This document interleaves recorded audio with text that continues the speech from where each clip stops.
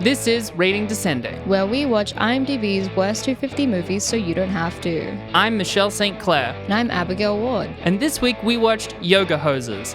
Two teenage yoga enthusiasts must do battle with an evil presence that is threatening to rise from its underground lair and endanger their major party plans. Let's watch.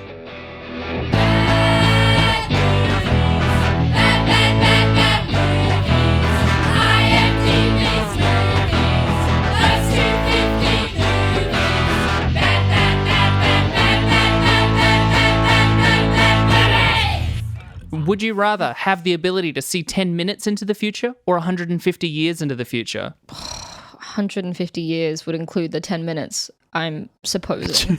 So 150 years would be far more useful. Well, I think that's interesting though, because would you see the entire 150 years, or is this jumping ahead 150 years? I think it's the latter. I think it's... It can't be that you can see... So you can see something that occurs, but if you're like, okay, so you're seeing what's occurring in 10 minutes or you're seeing what's occurring in 150 years, not you have a memory of the future 10 minutes and a memory of the future 150 years. Yeah. Because if it's the second one you said, then one is just better than the other objectively. Neither right? of them are very helpful for your day-to-day life. It's not like I would need to see 150 years into the future and I wouldn't need to see 10 minutes into the future. I don't know, because I think it says a lot about fate, right? Like, if, for one thing, if I can be about to make a decision and then see me 10 minutes into the future having made the decision, and then I can change my plan and like my intention, and I'll see me 10 minutes into the future. But not much changes in 10 minutes. So you can make a decision and 10 minutes later you're still like, yeah, it's a great idea. And then within 2 hours you're like, that was a terrible idea. If it was like you can see a day into the future, amazing. I would love that, to be honest. But 10 minutes? You're never like, I'm about to order a coffee. Which one will I enjoy? Me 10 minutes into the future going, that's a good coffee. Or, this coffee's mediocre. The ideal time to see into the future would be like, I feel like a week is a good time for things to change and for you to be able to correct any mistakes you made the previous week. But 10 minutes isn't helpful. 150 years isn't helpful. I have nothing to do with anything in 150 years. So it's not for me. I'll choose 10 minutes. Here's one that's custom made for us for sure. Would you rather be 11 feet tall or 9 inches tall? Teeny little Abby or big massive Abby? If I'm 11 feet tall, I can't fit in a lot of places. Like, I couldn't take the train. I don't know what car I'd be able to drive or be in. But if I'm like 9 inches tall, I'm like little pocket-sized Abby, and I can be taken. I can make it anywhere. Like, if someone decides to adopt me and carry me around every day, I'll have a great life. But if I'm 11 foot tall, I'll just never be able to do anything. But you would lose your ability to have autonomy. You know, if you're 9 inches tall and you want to make it, like even just getting to the train station, it was once a 5-minute journey. Now it's like 3 days. I'm getting upset just thinking about my life as a little 9-inch lady. It'll be so tough. It would be hard. It would be hard. It's what it's like being Stuart Little, always getting beaten up by street rats. It's actually so tough. You'd have to getting emotional. You'd have to so fully rely on someone. I mean, like, that's what it is to just be generally disabled. Now I'm getting into the headspace of being a little 9-inch lady getting carried around in someone's pocket all day. And it's hard. I'd be like literally and metaphorically in the palm of their hand, because they could make or break my life. So I'd have to choose the right person. Like, and also thinking about my mum, like if she gave birth to a little 9-inch me and then she'd have to spend the rest of her life taking care of me, I wouldn't be able to have like sexual relationships because I'm so teeny tiny. And like, I reckon you could still find a way. You could still have a whole fulfilling life. Like, disability rights are not where they should be. But like, my sister can't do work or anything and just lives with my mum. She's happy. My mum's happy. They're okay. Tiny little Abby could still have a full, fulfilling life. Don't worry. We got your back. At least in terms of my sexual life, it could really play into someone's daddy-daughter kink, I'd be the littlest girl. Woof. Rough.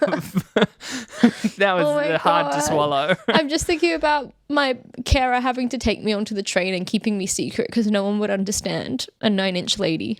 No one would be able to, because that's also the thing, right? Like, I'd have to be sheltered from society because no one would get it. No one would get it. People would be mean. No one would get it. People would be mean. They'd probably try and hurt me, or they'd try and like exhibit me or cage me. Fuck, like man. old school freak show style, like Yeah. where they're totally abusing you and everyone else involved in it. Come look at this tiny, adorable little lady. She's 9 inches. I love how you threw in adorable. Yeah, I'd be so cute. I'd be tiny. Just so cute. Here's another one. Here's another one to distract you. Okay.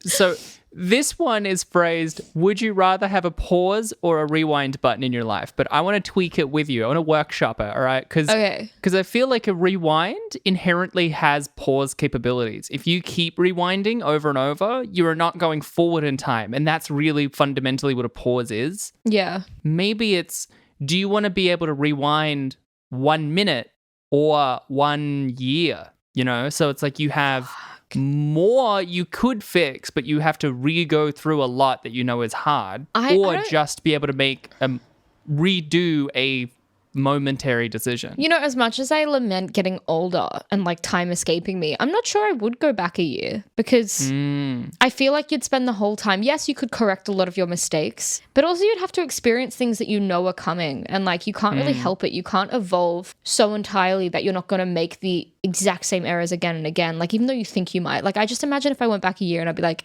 I don't even know what purpose I would have going back a year in time, because like if I think about the last year that's elapsed, I don't want to change any of it because it's perfect as it is. Like there was definitely like lots of highs and lots of lows, but I can't go back and try and alter it because then I'll be making this active effort to repair the bits that go wrong, and it would cause new things to go wrong. By not letting that thing go wrong, this thing will go wrong. I can't do that to my life, and I can't go through life knowing I'm experiencing something for the second time because I'll feel like false. I'll feel wrong in that world. If I went back a minute, that could be more helpful. It seems less emotionally painful, and I feel like I could just be like, it'd be like perfect in the case of when like you say something you wish you hadn't have said, you know? You make a joke that you wish you hadn't said and it doesn't hit right, and you're like, fuck, I wish I didn't say that. Go back a minute, play it out again. Yeah. That'd be great. I could do that. I would do a minute happily. I have a lot of those times where you really just like, for that 1 minute, you're like, oh, undo, go back. Yeah. Yeah. I'd definitely do a minute. A year is too much of a commitment, too upsetting. I feel like as someone who lives unreasonably, so it's like, I know it's unfair to myself, with a lot of like issues around regret or shame, or like I wish I did that differently, not being able to let go of things I did wrong in my brain, whether or not I even should be thinking of it as something I did wrong or whatever, right? I feel like I know intellectually now that I shouldn't do the 1 year option, but I feel like I'd fall into the trap of choosing it, and it would ruin me forever because I would just never be satisfied with the year that I did. Yeah. That's the thing. Like, if you can go back a year, what if you get stuck in the same year again and again? You're like, I did that year, but you're like, fuck, but I still got stuff wrong. So I should go back again. I should experience it again. And then your life is always just going to go for that little bit longer than it should. You're experiencing things. You're not getting the joy that you get out of experiencing things for the first time. If anything, you'd go back and be like, oh, I remember this day was so great. So it will never live up to that expectation because everything happens on the fly. It hits you like an improvised moment of joy. But if you're going back to tailor that moment of joy again for you, it doesn't affect you the same way. It's not going to be a good time. Growth only comes from change, and a lot of the value of living comes from growth. And on that note, why don't we talk about this week's movie, Yo-Go's? On the note of the value of living. I feel like I didn't get much value out of living when watching this movie. I couldn't feel the value of living this morning as I watched this film. Yeah, I did. Look, I'm going to go in and say immediately, I'm happy for two things. One, we've had a couple weeks of movies that are really slow and boring, and whilst this movie wasn't good, it had a lot more going on. It had too much going on, some would say. This is also, I did the math, this is the first episode since Supergirl to not have a sexual assault or in the case of Grease 2, references to wanting to do sexual harassment. Jesus Christ, that's so grim. What the fuck? We have had like fucking 5 or 6 movies in a row that feature sexual assault. Yeah, it's been a really awful theme. I thought I was just going crazy, but we have. So hey, Kevin Smith. Good job. Yeah, I really genuinely appreciate that. I don't feel like I super appreciate your stance on teenage girls after watching this movie, but I like that you didn't want to assault them, and that makes me happy. Yeah, you didn't want to sexually assault them. I can't wait to actually launch into some parts of it, even though this film was shocking in some moments for various storylines I did not see coming.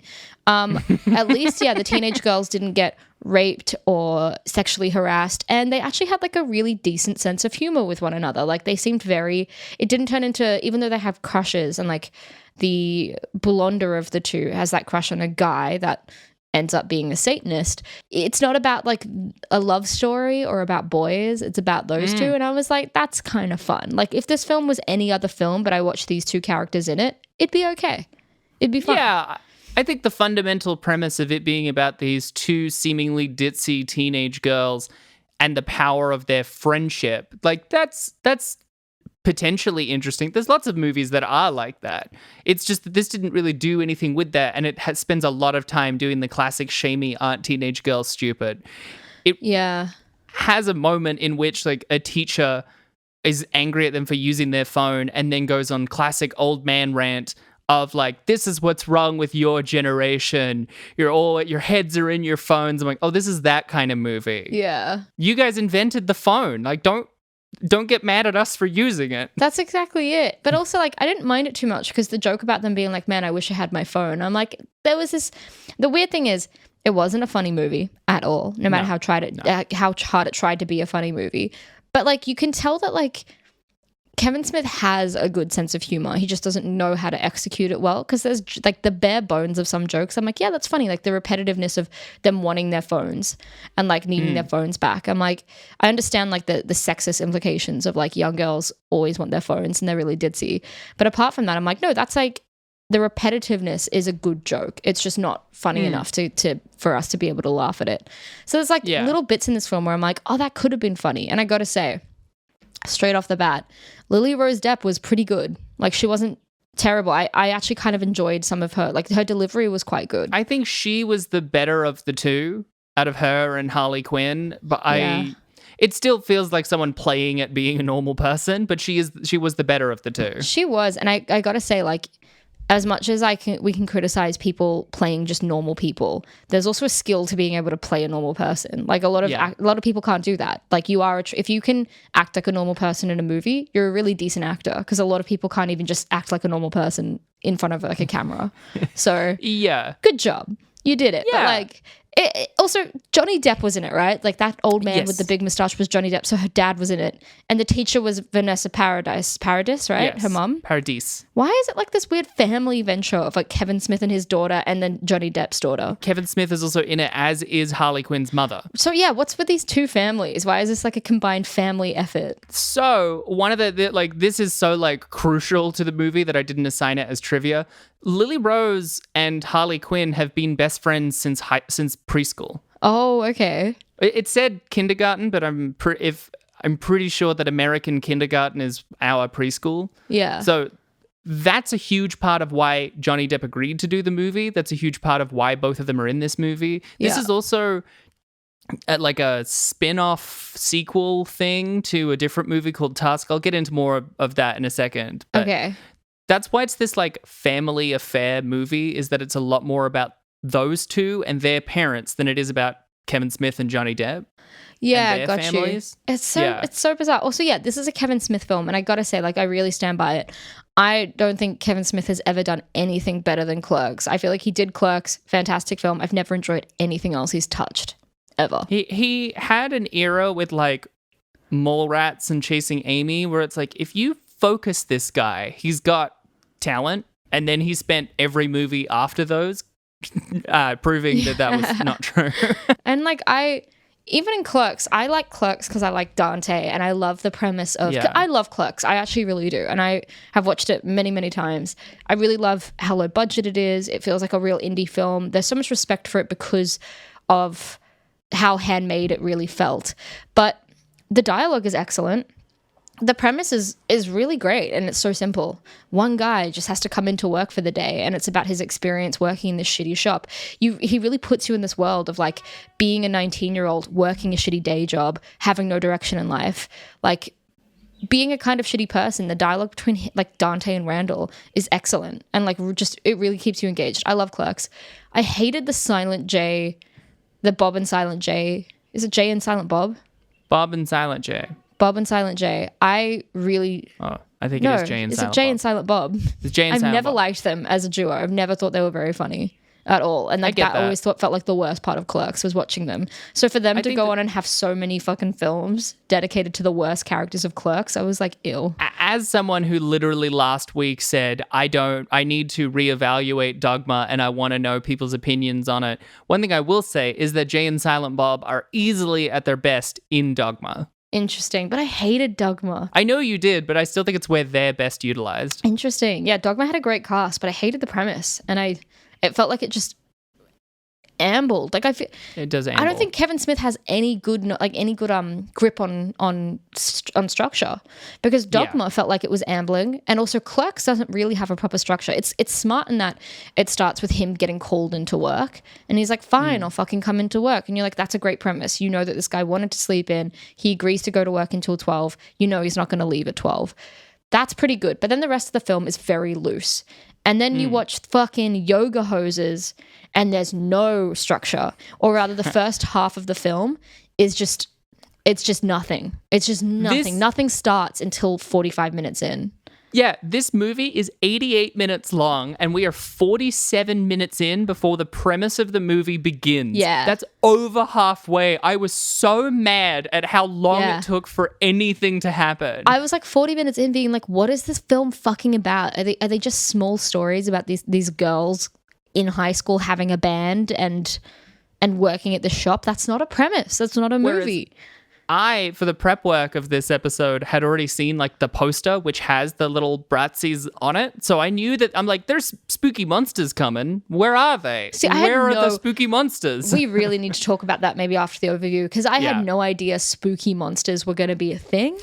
And 47 minutes into the film, where a little Bratzi pops out of a guy's mouth after killing him inside, like by churning his guts out, was unexpected. The tone of the whole film shifted within 47 minutes in, where a guy's about to kill one of the girls and dismember her, and then a Bratzi pops out of him. What the fuck? Let's come back to that. I'll do the overview now. Okay. So, starting with some key details, this came out in 2016. We already mentioned the director is Kevin Smith, and we've already kind of said movies he's known for, like Dogma, Chasing Amy, Clerks, Jay and Silent Bob Strike Back. I think more recently he did like Red State and Cop Out. It is, as we said, it's starring Harley Quinn Smith, Kevin Smith's daughter, Lily Rose Depp, Johnny Depp's daughter, and Johnny Depp himself, as well as both of their mothers, Vanessa Paradis and I forget Kevin Smith's wife's name. This movie is a great argument for the downside of nepotism, because it doesn't quite work. We've had a few movies in a row now that have had notable box office returns. You know, Siberia, 2 million, box office return of 626,000. Exposed, you said, was like 5 million as a budget. Oh, yeah, it was like 5 to 8 million or something, and then 250,000. Yoga Hoses had a budget of $5 million. What do you think the box office was? Because of your lead up, I think it's probably quite dismal. That's what I'm expecting. Yeah. Like 100,000? $38,000. Is that the worst we've come across? Absolutely the worst we've come across. Holy shit, but it's a Kevin Smith film. He's an actual notable director. I thought that would at least entice... And Lily Rose Depp. Like, I thought that would entice people in. It also has, like, Natasha Lyonne and Tony Hale as, like, supporting characters in it. The cast is not great. bad. Yeah. They got some really good comedians in it. They also had Justin Long as the yoga teacher, which was fucking bizarre. Who is someone who I like, and he's very rarely in a good movie. Oh my God. Hey, he was in Galaxy Quest, so fucking bite your tongue. No. I'm not saying he's bad. I'm just saying it's surprising how many bad movies he's in for how much people like it. He really is. He dated Drew Barrymore, right? In real life? Yeah. I think so. Because I think he was in like 2 or 3 rom-coms with her. I feel like they just buddied them up a lot. He's also a Mac compared to John Hodgman, who is a PC. Yeah. Holy shit, I forgot about that. Imagine Yeah. That'd be such an ego boost, but they're like, we don't want you to play the fuddy-duddy PC. We want you to play the new, clean Mac. You're like, I'm a Mac? Can you imagine someone saying to you, you're a Mac? Like, that's huge. I feel like John Hodgman, though, when he got the call of like, you're the boring PC, he was like, yeah, I know my brand. Yeah, I exactly know my brand. Are you meant to believe that like you're meant to level up in life and go from a PC to a Mac? Like, it's better to be a Mac. Is that like your goal is in terms of like evolution in life? Like you wanna transition into becoming a Mac. You start a PC, you become a Mac. Yeah, I think those ads were trying to represent the classic tale of office worker quits their job so that they can do film or graphic design or something. Right? Like I'm secretly creative and everyone around me is a drone. That's and then right. It turns out we're all creative. We're all people. I gotta say though, the PC guy, he had some style. All right. He was wearing a little brown shirt, little glasses. Now he kind of just looks like a hipster. Yeah, I think that has a lot more to do with how a lot of hipsters now just look like office workers as opposed to how John Hodgman as in a very Dwight Schrute outfit was actually cool the whole time. I mean, I think he was ahead of the trends. Let's just have a look at him. I really want to see him again. No, I take it back. He does just look like a fuddy-duddy. Oh, he's got a funky tie on. Anyway, let's get into this overview.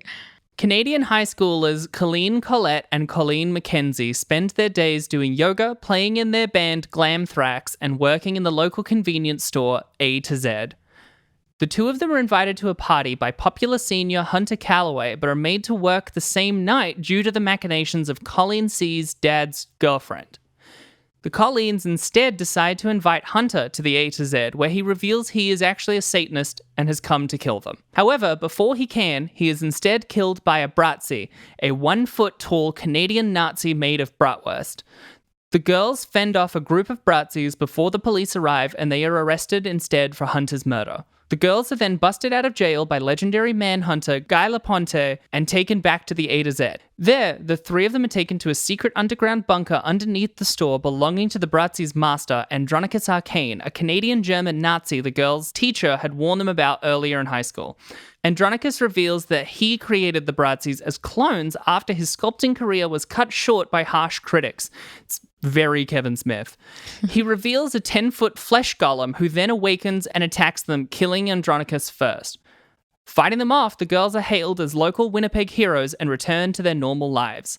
I found it really hard to channel a movie that was 90 minutes long and all of the plot happens in like 20 minutes. Yeah, fair enough. I feel like, I don't even know how you're meant to explain away that first 45 minutes of the girls are in a band. They go to high school. One of them has a crush. They make jokes in the back of the shop. They sort of meander about for a bit. They fucking meander. They are criminal meanderings. It's also a bummer that they meander because the premise is so easy to make 20 minutes long. Because literally they're working at the thing. Hunter invites them to a party. They ask the dad about the party. And there's a setup of the dad's girlfriend is like, I don't want them to go to the party. And then it seems like they're going to go, but they're actually going to something else. Just make that the night. I think like this is just like screenwriting 101 to anyone listening. If you're writing a film and the premise of your film doesn't occur within the first like 20 pages, you're getting it wrong. Yeah. Like it's wrong. It has to happen. You need it to start, man. The quicker you start it, the better it is. We don't need to see them meandering around for 45 minutes. That's not right.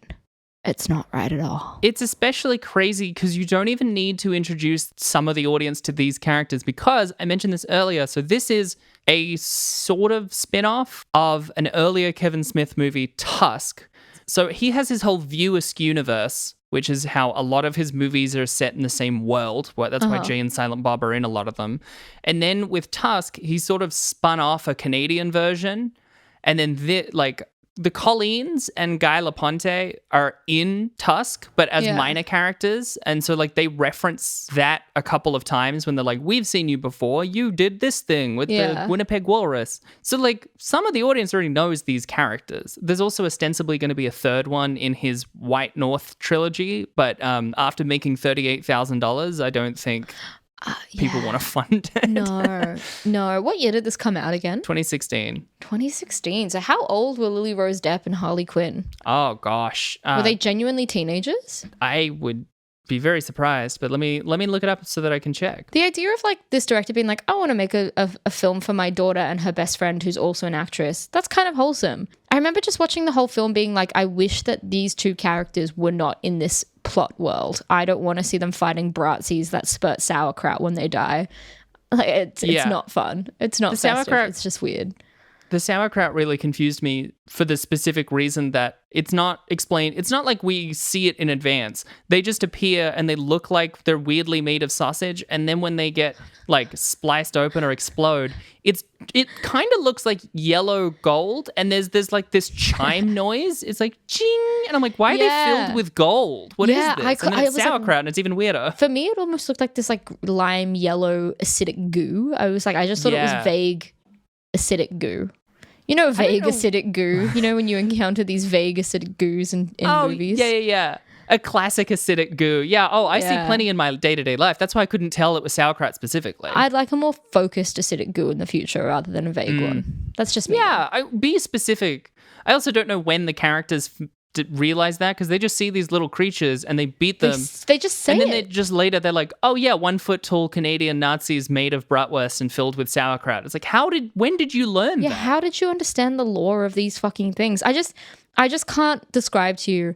Look, this film is a nice change from stuff that we've encountered recently because instead of it being this like boring slog, I was not delighted 47 minutes into the film, but I was definitely taken aback when all of a sudden this guy that this girl has a crush on tries to murder her, and then he starts screaming in agony because a little bratwurst man pops out of his guts through his mouth. Yeah.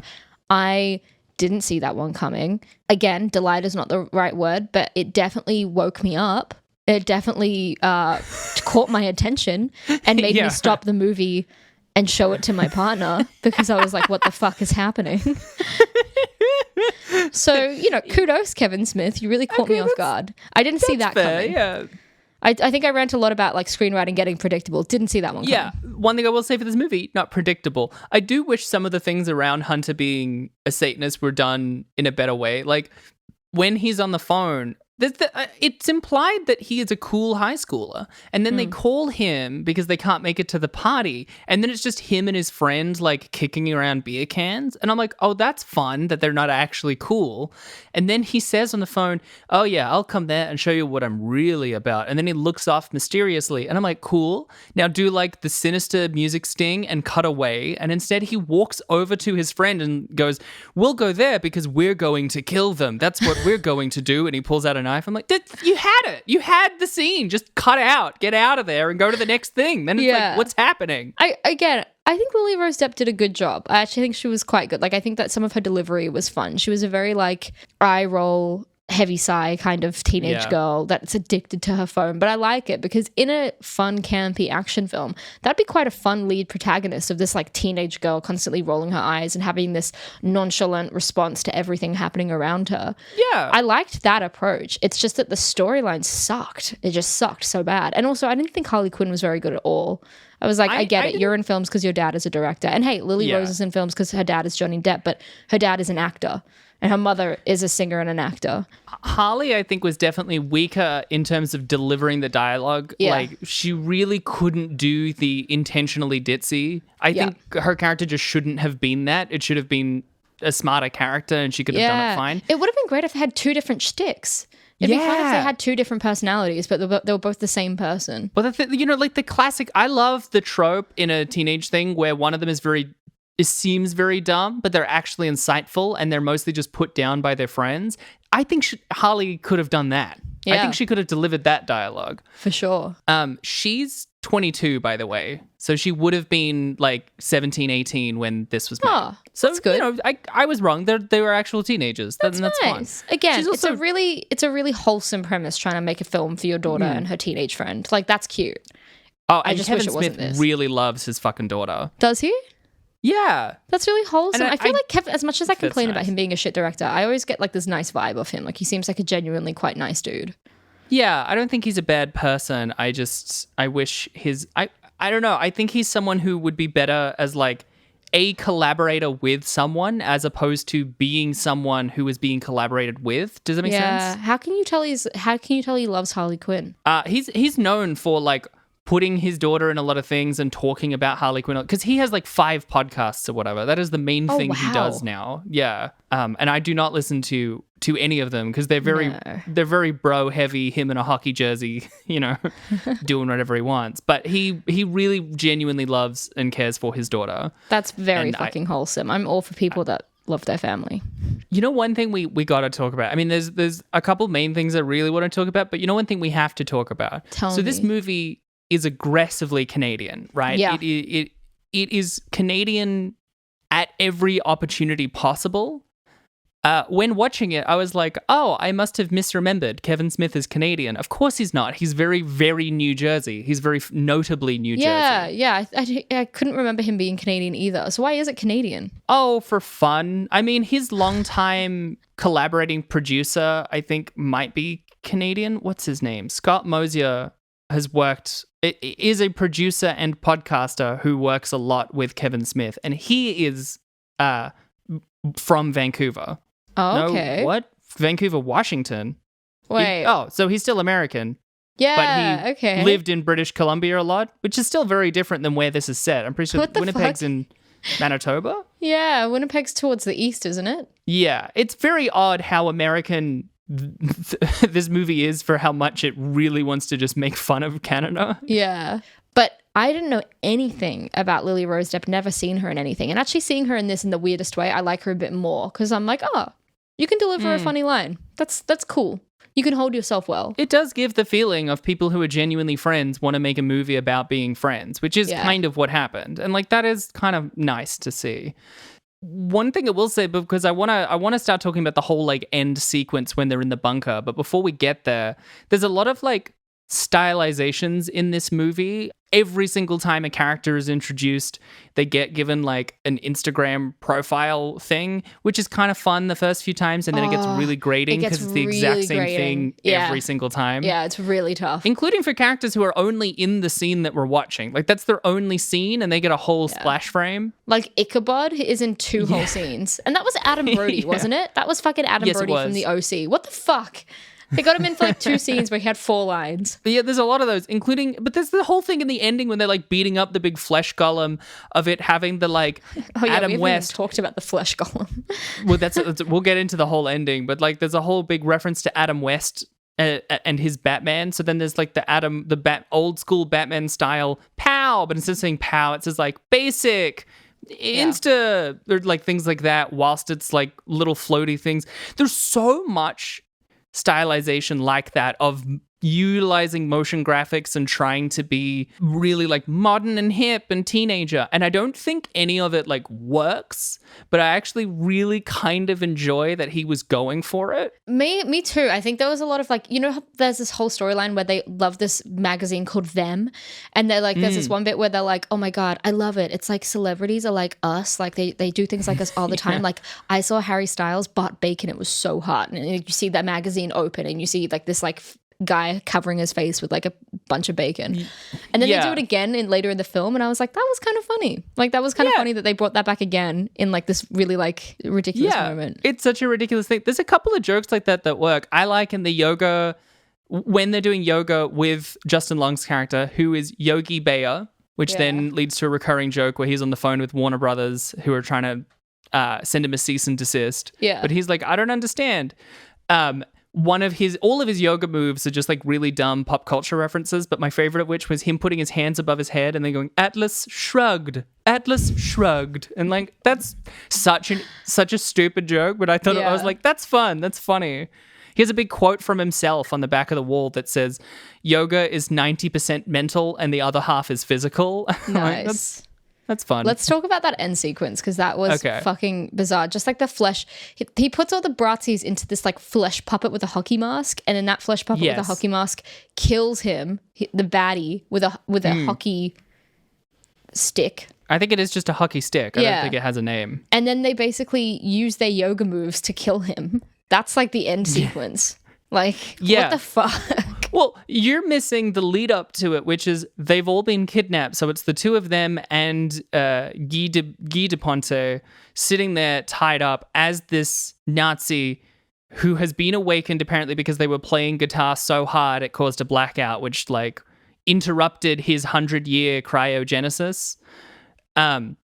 Who knows that his German accent is harsh, so he wants to modulate it using impressions that he gained because since awaking the previous year, he has imbibed all pop culture through Netflix, and it really rubs me the wrong way because the impressions he's doing are like Al Pacino, and then Arnold Schwarzenegger, and then someone whose name I can't remember, old school comic, like a real silly cartoon. Hey, kids! I can't remember who that voice is.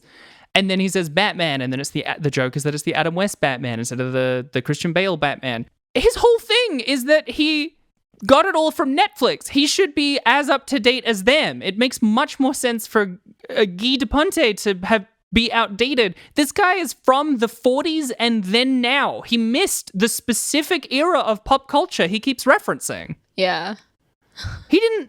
How did he know this?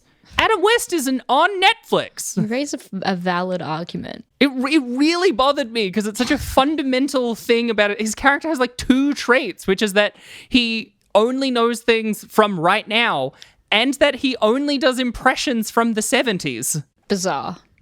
So, I guess I didn't have a larger point to bounce off of, but that really frustrated me. Yeah, I can imagine. It flew entirely over my head, but you're right. I support this. Yeah.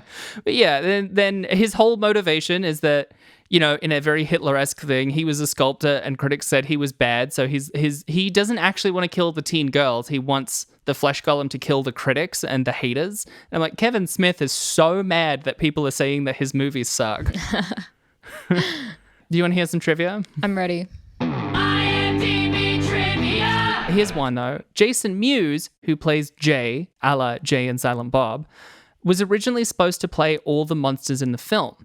Due to his claustrophobia, he couldn't even make it through the makeup tests that required heavy facial prosthetics and full-body costumes. Then, Haley Joel Osment was offered the roles next, but his manager declined. Haley Joel Osment instead appears as the Canadian Hitler. Yeah. Which I think it's weird that his manager said no to the Bratzis and yes to this. Yeah.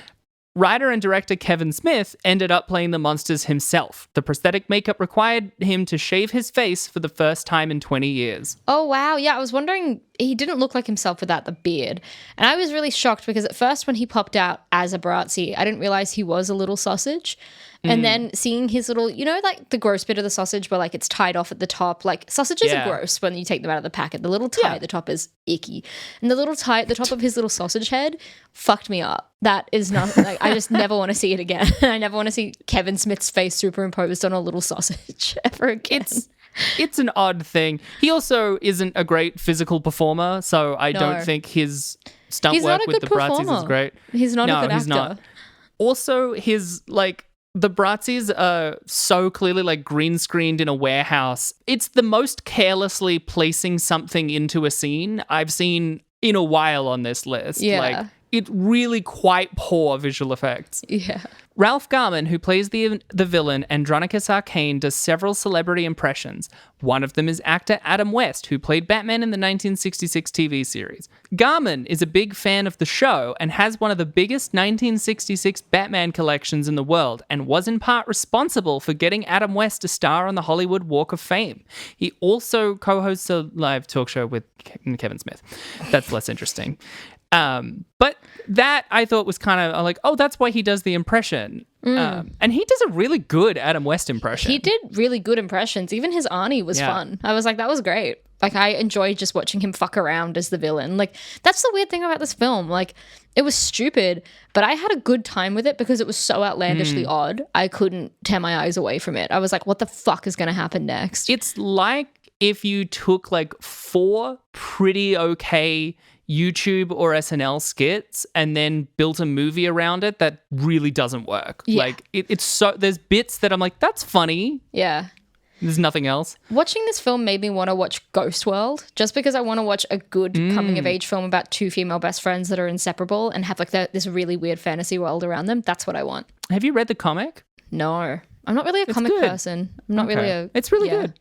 I was going to say, I'll get it for you for Christmas. And then you were like, I don't like comics. And I'm like, okay, I won't. I'm glad I warned you.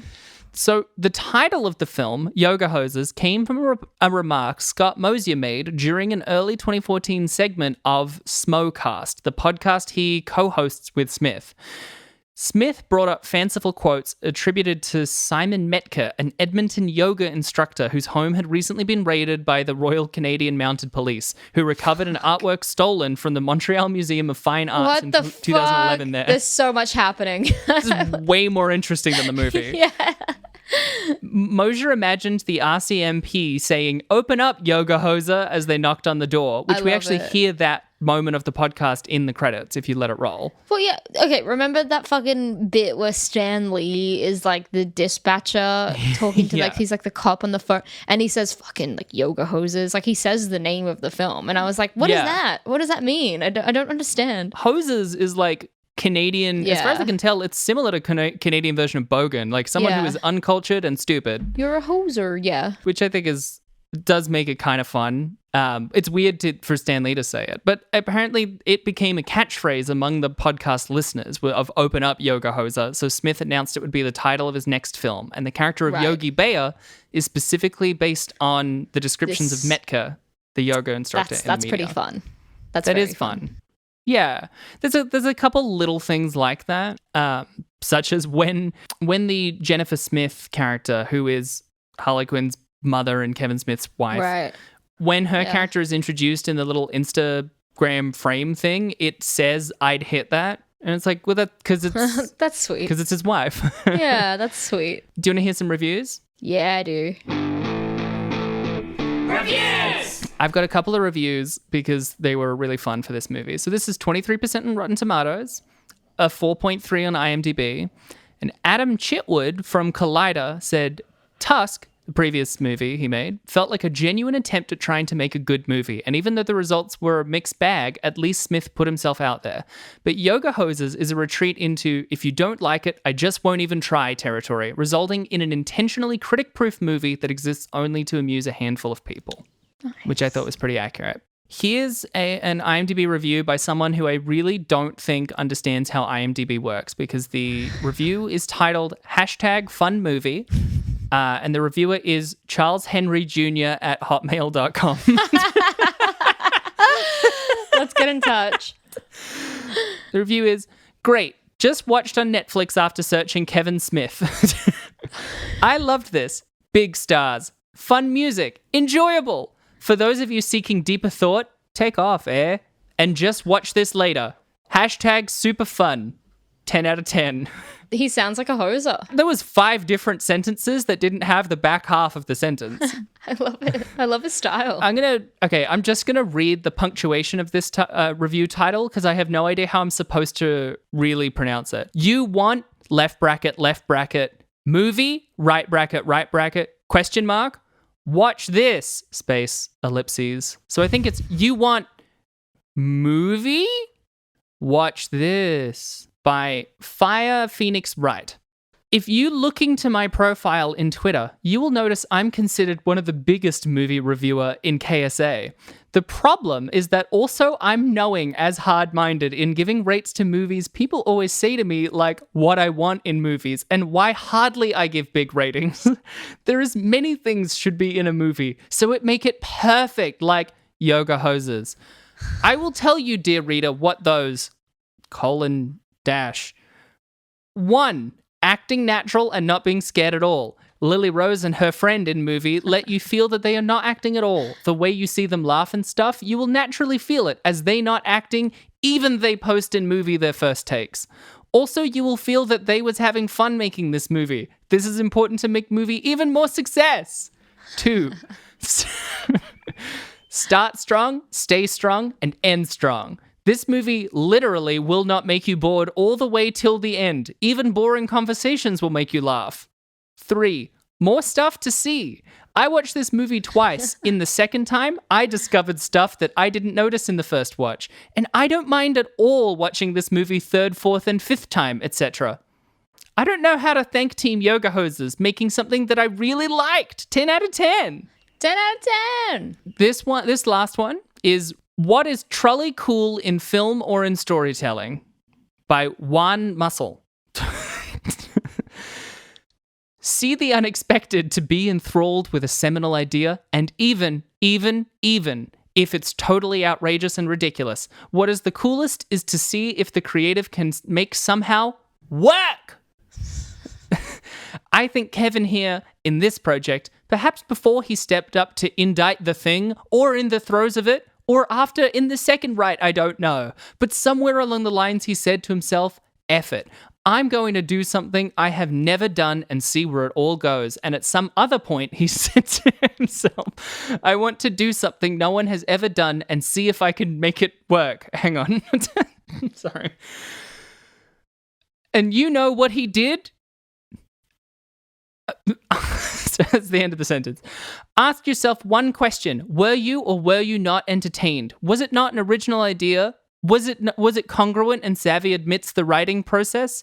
I think so. There were no holes. It made sense in its very bizarre world, and let's face it, it kept its unit. It kept its unit on the film and us. WTF were those little things, and then they transformed to become on big ugly thing? I mean, I can't say I didn't love every scene. It funny, raunchy, weird, and funny. Good combo. And you know what the strangest thing was? I think I learnt something. Don't be too much of a dick in Canada, because it's not a boot storytelling. It's a boot wunderbar neo maxi zoom dweebies. 10 out of 10. Hey, what was your review? I think I just had an aneurysm listening to you. And it really ended on a high as well. It really did. Thanks for resurrecting me from the dead there. I think that, look, it wasn't the worst. It was the worst, but it was fun and it had a wholesome intent and no one got raped. And it was only 90 That's my new standard. It was short. I didn't want to kill myself, and no one got raped. So us at the beginning of this podcast, what were the actual critical things going on? We're going to engage with these movies. Yeah, and now we're like, no one got raped. No one got raped. 90 minutes. So for that, I'm giving it a 4 out of 10. 4 out of 10. What about you, Michelle?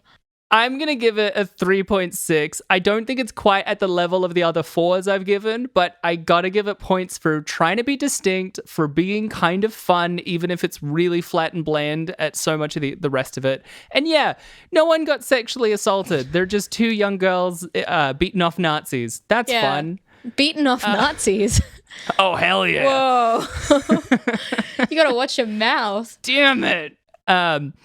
Well, that was Yoga Hoses. You can find us on social media if you'd like. You can find us on Twitter at RateDescendPod or TikTok at RatingDescending, or pretty please, if you would, email us at ratingdescending@gmail.com. Or you can find us on our personal accounts. I'm under Abigail J. Ward on Instagram. And I'm on Twitter and Instagram at michelle.stclair. And don't forget to drop us a review on Apple Podcasts. It really makes a difference. So, Abby, what are we watching next week? Well, Michelle, next week we're watching Alvin and the Chipmunks Chipwrecked. Hell yeah. We're going Alvin, back to those little boys. It's been too long. I'm ready to see the little boys again. I'm so excited to see those tiny little literal chipmunks. We love the little boys. Don't forget to drop by next week, folks, and get chipwrecked with us. Yeah, everybody, hey, come get chipwrecked. Take a big old chip. Nice.